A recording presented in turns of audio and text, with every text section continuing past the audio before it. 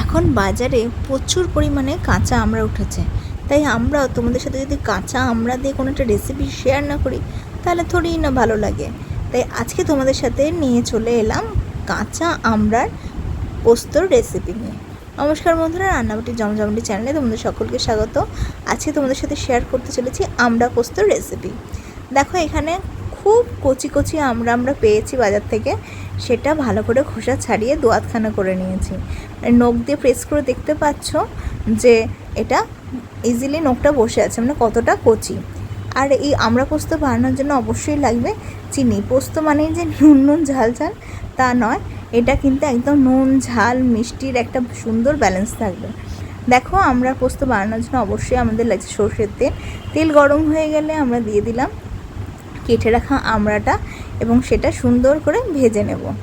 আমড়াটা ভাজতে ভাজতে আমরা দিয়ে দেবো সামান্য হলুদ গুঁড়ো আর দিয়ে দেবো সামান্য নুন, যাতে তাড়াতাড়ি আমড়াটা সিদ্ধও হয়ে যায় এবং ভাজাটাও যাতে সুন্দর হয়। আচ্ছা, তোমরা আমড়ার কী কী পদ খেতে বেশি ভালোবাসো বা কী কী পদ রান্না তোমরা দেখতে চাইছো সেটা কিন্তু কমেন্ট করে জানাতে একদম ভুলো না। দেখো, আমাদের আমড়া কিন্তু সুন্দর করে ভাজা হয়ে গেছে, তার সাথে খুন্তি দিয়ে কেটেও দেখাচ্ছি। দেখো, আমড়াটা কিন্তু সিদ্ধও হয়ে এসেছে প্রায়। এবার আমড়াটা ভালো করে সিদ্ধ করার জন্য জল ঢেলে ঢাকা দিয়ে খানিকক্ষণ ফুটিয়ে নেব। এবার দেখো একদম ইজিলি খুন্তি ঢুকে যাচ্ছে, তার মানে আমরা কিন্তু আমাদের ভালো মতো সিদ্ধ হয়ে গেছে। এবার আমরা দিয়ে দিচ্ছি চিনি। যে যেমন মিষ্টি খেতে পছন্দ করো সেই পরিমাণে চিনিটা দেবে।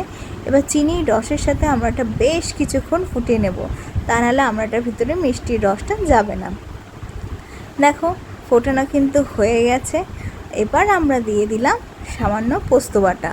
পোস্তর মধ্যেই কিন্তু আমাদের কাঁচা লঙ্কা একসাথে বাটা আছে, পোস্ত আর কাঁচা লঙ্কা একসাথে বেটে নিয়েছিলাম, সেই পোস্ত বাটাটা ঢেলে দিলাম। পোস্ত বাটাটা দেওয়ার পর আমড়াটা কিন্তু আর বেশিক্ষণ রান্না করব না, বেশিক্ষণ আর ফোটাবো না, তাহলে পোস্তর টেস্টটাও কিন্তু নষ্ট হয়ে যাবে।